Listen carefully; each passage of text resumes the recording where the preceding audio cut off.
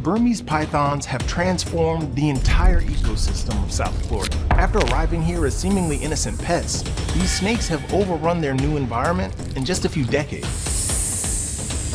When Florida announced plans to release thousands of predators into the wild, the world erupted in laughter. It sounded reckless, even crazy. But behind the mockery was a desperate gamble to save a dying ecosystem. What happened next would shock everyone who doubted them. This is the 9th year state agencies have released eastern indigo snake. Let's start at the beginning, where paradise turned into a nightmare. This is a honey badger. Nothing scares him. He keeps on coming. The snake tries to run. But once the honey badger has locked onto its target, it doesn't back down. The silent apocalypse. Origins of the crisis. Long before the chaos began, the Florida Everglades looked like something from a dream. Endless green sawgrass stretched toward the horizon, broken only by the shimmer of shallow water. Birds soared overhead in massive flocks, their calls echoing across the wetlands. Raccoons scurried through the marshes, searching for food along the water's edge. Bobcats stalked through the brush with quiet precision. Alligators sunned themselves on muddy banks. White-tailed deer grazed in the open spaces. Life moved in perfect balance, each creature playing its role in a dance that had gone on for thousands of years. This wasn't just beautiful, it was valuable. The Everglades ecosystem was worth an estimated $31.5 billion each year. Tourism brought visitors from around the world who came to see this natural wonder. Fishing supported local communities and provided food for countless families. The wetlands acted as a massive sponge, controlling floods and filtering water for millions of people across South Florida. It was one of Earth's rare spots where wild truly meant wild, a place where nature still held the upper hand. Nobody imagined that balance could unravel so quietly, so completely. The story didn't begin with a bang. It started with a storm. In 1992, Hurricane Andrew tore through southern Florida with winds reaching 175 miles per hour. Homes were flattened, communities destroyed, and lives shattered. Among the wreckage, a reptile breeding facility near Miami was ripped apart. When the winds finally died down and people began surveying the damage, they discovered something troubling. A few exotic snakes had escaped into the wetlands. At the same time, overwhelmed pet owners were releasing their once cute Burmese pythons into the wild. These snakes had seemed like a good idea when they were small, but they grew fast and became difficult to manage. Their owners thought they were setting them free, giving them a chance at life. They had no idea what they were unleashing. For years, nobody paid much attention. A snake here, a snake there. It seemed harmless enough. Wildlife officials received occasional reports, but nothing that raised serious alarm. But those early sightings turned into something much darker. As the years passed, the population exploded.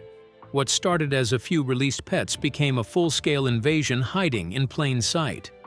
Experts now estimate anywhere from 100,000 to 300,000 pythons slither through South Florida's swamps. During mating season, each female can lay close to 100 eggs. Hidden in the undergrowth, protected by thick vegetation, they multiply faster than anyone can track or trap. The Everglades, once bursting with life, began falling silent, and almost nobody noticed until it was too late. But the silence was just the beginning of the horror, the devastating impact. The numbers that started coming in were absolutely devastating.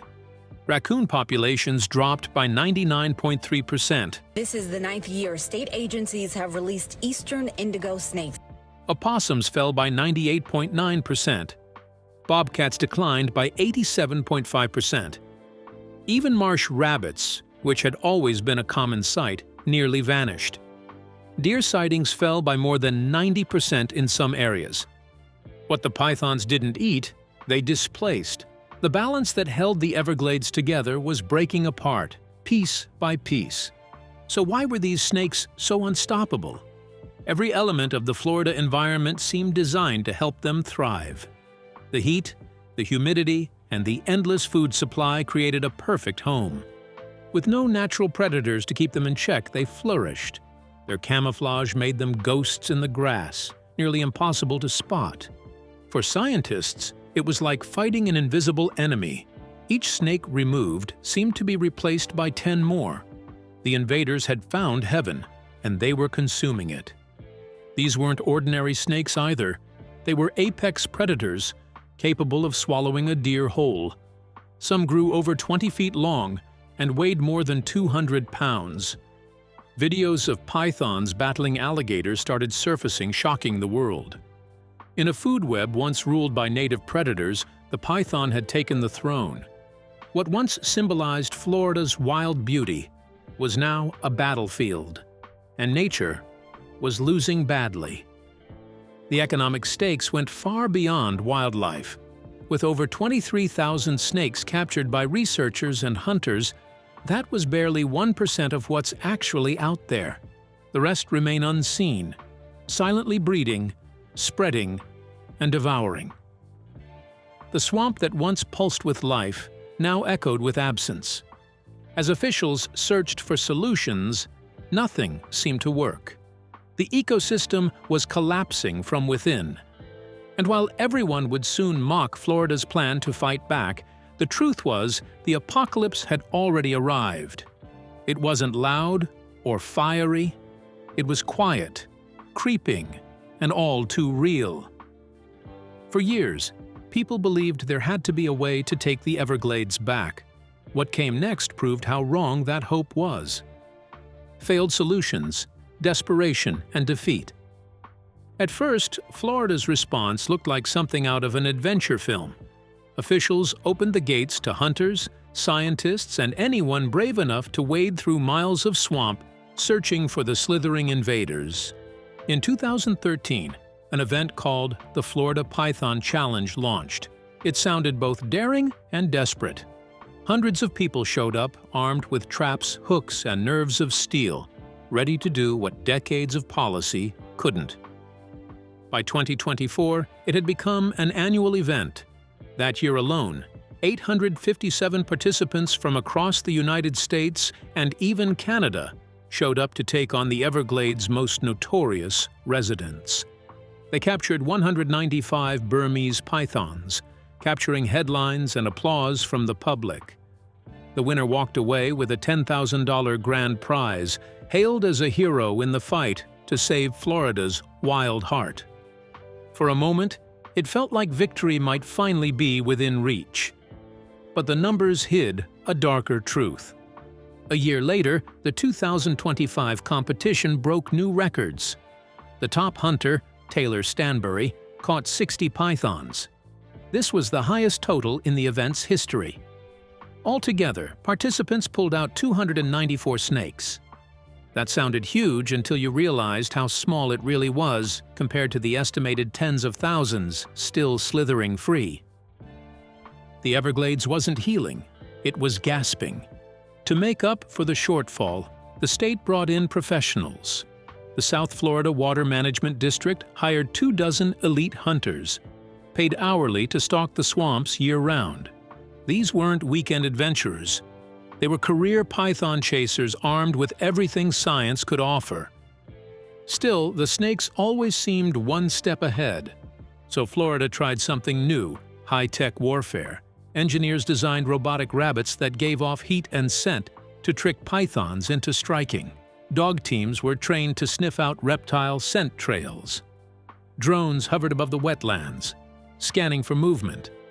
Wildlife biologists even attached GPS collars to raccoons and possums to track where predators might be lurking. Some of the boldest experiments involved using scout snakes fitted with tiny radio transmitters to lead researchers to hidden breeding females.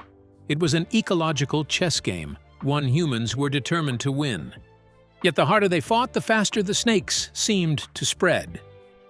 Since 2017, contractors have removed over 23,000 pythons from the wild. It sounds exceptional until you learn that experts believe that's less than 1% of the total population. Even massive removal campaigns barely made a dent. Every time a hunter pulled one out, dozens more hatched somewhere else. It was like trying to empty the ocean with a bucket. The frustration was hard to hide. Years of effort, billions in funding, and an endless list of experiments had led to the same sobering truth. The pythons weren't going anywhere. The best anyone could do was slow them down. Scientists began admitting publicly what many had quietly feared. Full eradication is impossible. These predators had claimed the Everglades as their own, and nobody had figured out how to take it back. Each failed attempt deepened the sense of helplessness. Hunters waded deeper into the marshes, drones flew higher, and technology got smarter, but the snakes adapted faster. They slithered north into new habitats, ignoring boundaries humans had drawn. Every solution seemed to end in the same place, a dead end. This growing sense of defeat pushed Florida to the edge. If technology, money, and manpower couldn't stop them, what could? But there was another problem lurking beneath the surface, one that nobody saw coming. The hidden threat: snake lungworm parasite. What if Florida's biggest problem wasn't the pythons slithering through the swamps, but something much smaller hiding inside them? Deep in the Everglades, a silent passenger arrived with the invaders, an unseen parasite that's now rewriting the state's ecological story. Its name is Rhabdias orientalis, better known as the snake lungworm. While the pythons grab all the attention, this parasite is quietly bringing an entirely new kind of chaos. It all started with a hitchhiker nobody could see. The lungworm originally came from Asia, tagging along with Burmese pythons before they found their way into Florida's wild. Once the snakes settled in, the parasite slipped into the local food chain like it had been waiting for this moment. First, python droppings carried the worm's eggs into the swamp. Next, cockroaches fed on the waste. Then lizards and frogs ate the roaches. Finally, when native snakes went after those smaller prey, they swallowed the real threat without ever knowing it. Inside the snake's body, the larvae began their journey. They tunneled through the stomach and moved into the lungs, where they grew and fed. For many native snakes, especially smaller ones, this infection is brutal. The worms feed on blood and tissue, slowly choking the animal from the inside. Breathing becomes a struggle, energy fades, and some snakes simply starve to death because they can't hunt anymore.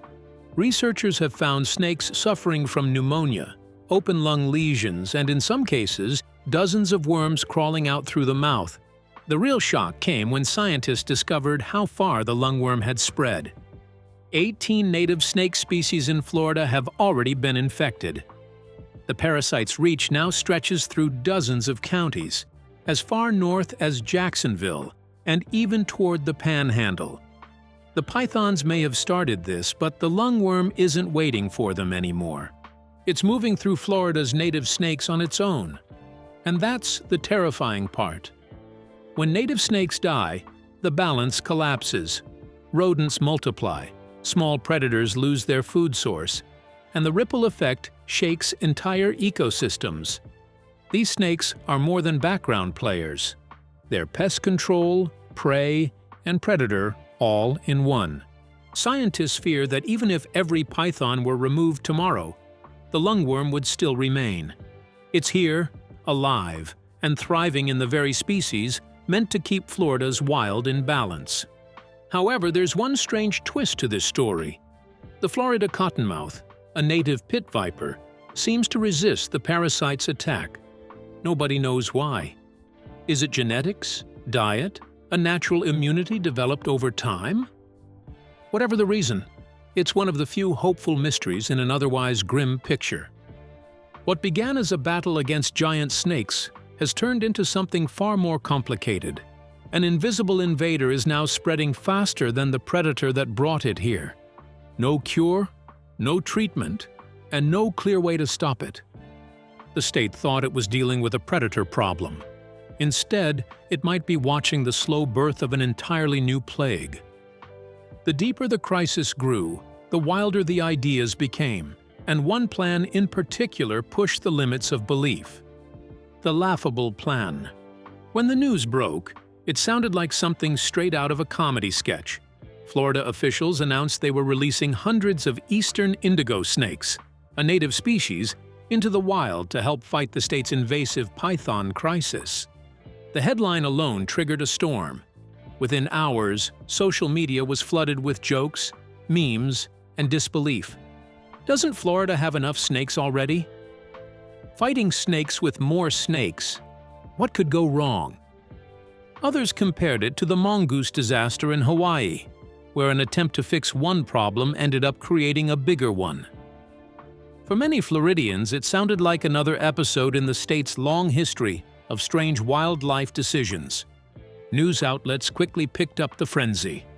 Some ran headlines that made it sound like a science fiction movie. Talk shows turned the announcement into punchlines, while anxious residents asked if their pets and children were safe. Even a few wildlife enthusiasts raised eyebrows, questioning if the state had lost its mind. Why would anyone think adding more serpents was the solution? To the average person, it felt absurd, more like a plan doomed before it started. Even some conservationists hesitated to defend it publicly. After all, the optics weren't great. Florida had spent years trying to kill snakes, and now it was releasing them? The contradictions made the plan an easy target for mockery. What few people realized, though, was that the eastern indigo snake wasn't the villain of the story. It had been the missing hero all along. Once common throughout the southeast, the indigo snake had nearly vanished due to habitat loss and overcollection. Yet this species held something nobody could ignore. It was nature's own python hunter. The indigo eats other snakes, including venomous ones, and it does so without fear. Behind the laughter and headlines, scientists had been quietly working for years on bringing this native predator back. Teams from conservation organizations and wildlife agencies had been breeding indigos in captivity, restoring their habitats, and preparing for a careful reintroduction. What looked impulsive to the public was actually a plan decades in the making. Still, the timing couldn't have been worse. Florida's reputation for oddball decisions made it easy for people to assume this was another mistake waiting to happen. What nobody knew was that behind all that noise was a rare glimpse of an old idea resurfacing. Using balance, not bullets, to fix what humans had broken. The indigo's return wasn't about chaos, it was about restoration. While critics rolled their eyes, scientists saw something different. A chance to bring back a predator that once ruled the ecosystem before the python invasion ever began. They knew it would take patience, not panic, to see results. The laughter was loud, but the truth behind the plan was louder still. Florida wasn't acting out of desperation. It was taking a calculated step toward rebalancing a broken wilderness. So who exactly was this snake that everyone was laughing about? Meet the Emperor. Deep in the pine forests of the American Southeast, a silent ruler once moved through the undergrowth. Only a few ever saw it, yet its presence shaped the land in quiet, commanding ways. The eastern indigo snake earned the nickname Emperor of the Forest. And for good reason. The eastern indigo snake was long, graceful, and utterly fearless. Growing up to 9 feet, it could glide through tall grass or disappear into sandy burrows with an ease that left even seasoned hunters speechless. Its scales shimmered with shades of blue and black, catching light in a way that made it look almost alive with color. Around its throat, a soft coral tint marked it as something rare, a predator with the calm confidence of a king. Unlike many snakes, this one didn't rely on venom or brute strength to rule. The eastern indigo was non-venomous and surprisingly gentle toward people. But in its world, it was the undisputed top predator. It ate almost anything that moved: birds, rodents, frogs, lizards, turtle eggs, and other snakes, whether or not they were venomous. The indigo was immune to rattlesnake venom, and it didn't bother constricting its prey. It would pin it down or swallow it alive, unshaken by the struggle. Once, a researcher discovered a single indigo that had eaten a pygmy rattlesnake, a tortoise hatchling, and a hognose snake all in one sitting. This quiet giant didn't need to roar to prove its power. Its kingdom, however, was once vast. From the rolling hills of Virginia to the wetlands of Florida and as far west as Mississippi, the eastern indigo reigned across nearly 90 million acres. It thrived in longleaf pine forests, oak hammocks, and the sandy ridges of the south. But that kingdom began to crumble. Forests fell to logging and farming. By the late 20th century, nearly 97% of its habitat was gone. In 1978, the United States government listed the species as threatened. The emperor's reign had been reduced to fragments, mostly in Florida and small pockets of Georgia. The fall wasn't caused by nature alone. People collected them for the pet trade. During rattlesnake roundups, hunters pumped poison gas into gopher tortoise burrows to drive out rattlesnakes, and the indigos hiding there never stood a chance. During the Great Depression, when meat was scarce, people dug up tortoises for food and killed the snakes they found with them. Piece by piece, the indigo's world was stripped away until only a few isolated groups remained. Each loss of forest or tortoise burrow was like another brick pulled from the foundation of an ancient fortress. What made this story even more tragic was how deeply the indigo's fate was tied to that of the gopher tortoise. These snakes use the tortoise's burrows for nearly everything: shelter, nesting, and protection from the cold. Over 350 other species also depend on those burrows, making them one of the South's most vital habitats. So when tortoises declined, the indigos followed. The two species were bound together by survival itself, each one quietly shaping an entire ecosystem that few people ever noticed was disappearing. Despite near extinction and fewer than 50 known breeding populations remaining at one point, the eastern indigo snake held something extraordinary. It had one trait that could make it more than a relic of the past. It was a natural-born snake hunter, unafraid of venom, unafraid of size. In a region now struggling against invasive pythons, that could mean everything. The emperor's story wasn't over. It stood at a crossroads between what once was and what might be restored. And then, something remarkable started happening in the wild. Nature fights back. For nearly 20 years, the Burmese python ruled Florida's wild lands without challenge. The Everglades, once alive with rabbits, raccoons, and deer, had fallen silent under the weight of this giant predator. Every study painted the same bleak picture: native species disappearing, food chains collapsing, and the balance of nature tilting toward chaos. However, one December morning, deep in the wetlands, the story took a shocking turn. Researchers tracking a 13-foot, 52-pound male python named Loki expected a routine update.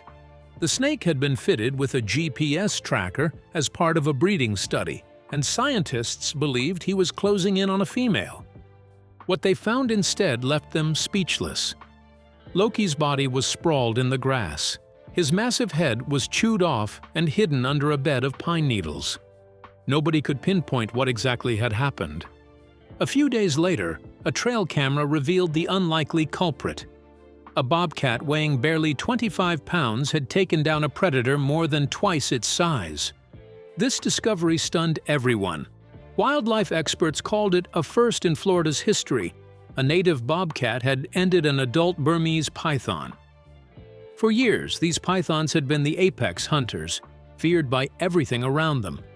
Now, suddenly, one of Florida's own had turned the tables.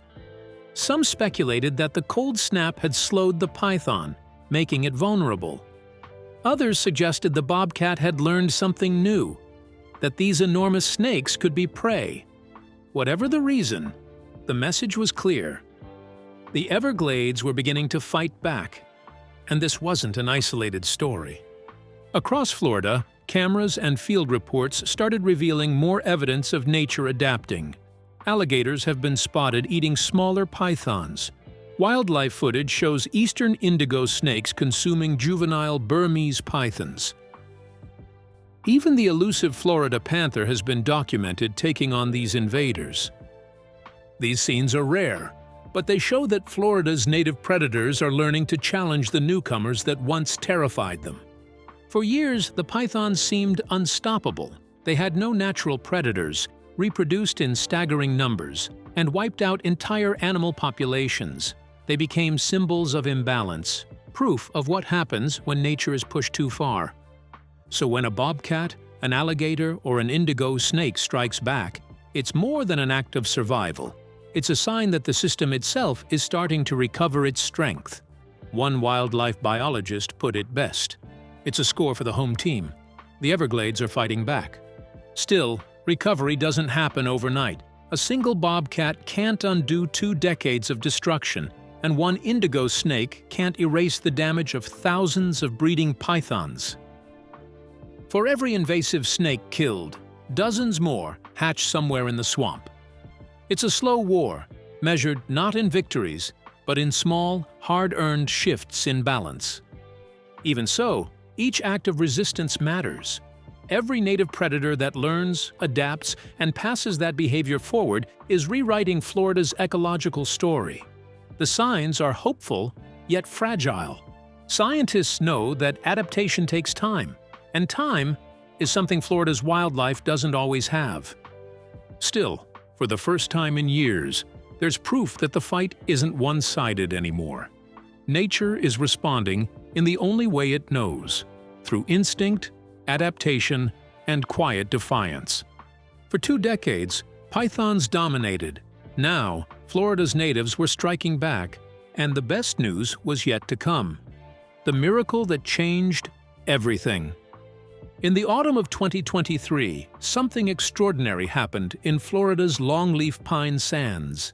At the Apalachicola Bluffs and Ravines Preserve, trail cameras captured 2 wild-born hatchlings of the eastern indigo snake, offspring of previously released individuals.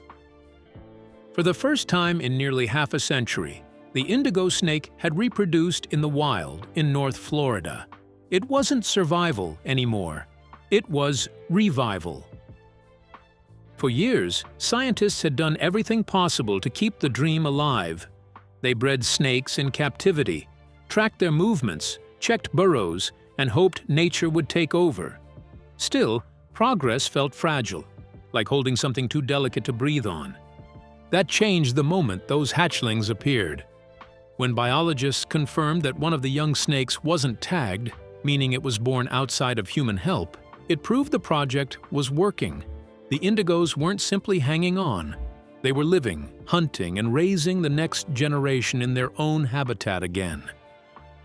It was the kind of moment that made years of quiet work worth it. As 2024 turned into 2025, the story kept growing. Teams began spotting more of the snakes across restored areas. A strong 6-foot male was recorded moving confidently through the scrub. 19 others from earlier release years were identified across multiple counties. A female that had been part of the 2019 release was still active, still thriving. Each new sighting showed that the indigos weren't retreating. They were spreading out. Places that were once quiet are coming alive again with the glide of a predator returning home. The heart of this recovery lies in the land itself. Decades ago, the longleaf pine ecosystem covered nearly 90 million acres across the South. Today, only about 3% of it remains. This habitat supports hundreds of animals and more than 900 plant species, including 29 that are threatened or endangered. But restoring it hasn't been easy. Conservationists have spent years bringing back native vegetation, clearing invasive plants, and reviving gopher tortoise burrows. the natural shelters indigo snakes depend on. Every restored acre gives the indigos more room to hunt, breed, and thrive. Every gopher tortoise burrow becomes a safe haven. Slowly, piece by piece, the emperor's kingdom is being rebuilt. What seemed like a laughable idea turned out to be grounded in solid science. Florida didn't release random snakes into the wild. They brought back a native predator that belonged there all along. The eastern indigo snake is reclaiming its throne, one hatchling at a time. Nature is resilient when given the right tools. If this story amazed you, don't miss what happens next. Subscribe now to stay updated.